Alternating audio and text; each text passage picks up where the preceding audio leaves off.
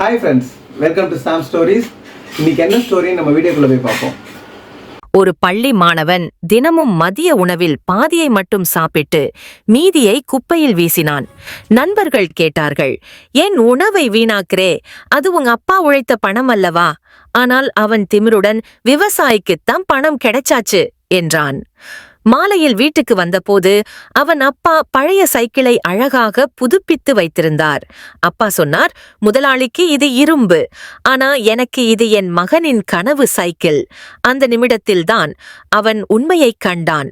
மறுநாள் பள்ளியில் உணவை முழுமையாக சாப்பிட்டு நண்பர்களிடம் புன்னகையுடன் நன்றி சொன்னான்.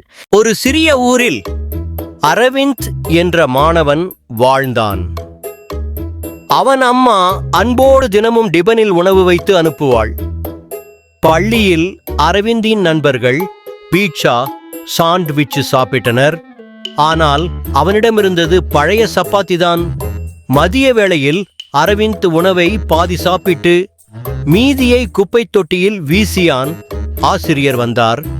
அரவிந்த், உணவை வீணாக்காதே, அது உன் அம்மாவின் அன்பு, அப்பாவின் உழைப்பு.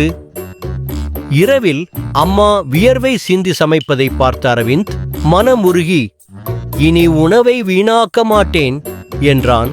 மறுநாள் அரவிந்த் தனது டிபனை முழுவதும் சாப்பிட்டான். இது என் அம்மாவின் அன்பு உணவு என்று பெருமையுடன் சொன்னான். அந்த நாள் முதல் அரவிந்த் அன்போடு உணவை சாப்பிட்டான். சிறிய உணர்வு பெரிய மாற்றமானது.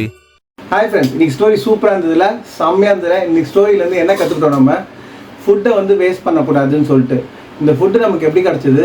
அப்பாவோட உழைப்புலையும் அம்மாவோட அன்பு பாசத்துலேயும் ரெண்டும் கலந்து நமக்கு கிடைத்த இந்த சாப்பாடை, ஃபுட்டை வந்து நம்ம மிஸ் பண்ணக்கூடாது, வேஸ்ட் பண்ணக்கூடாது. இதே மாதிரி மற்றவங்களுக்கும் இதை நம்ம ஷேர் பண்ணணும். ஓகேவா? நாளைக்கு என்ன வீடியோ நம்ம பார்ப்போம். பாய். இந்த வீடியோ பிடிச்சிருந்தா லைக் பண்ணுங்கள், ஷேர் பண்ணுங்கள், சப்ஸ்கிரைப் பண்ண மறந்துடாதீங்க. முக்கியமாக என்ஜாய் பண்ணுங்கள். இந்த கருத்தை எல்லாருக்குமே கொண்டு போய் சேருங்க.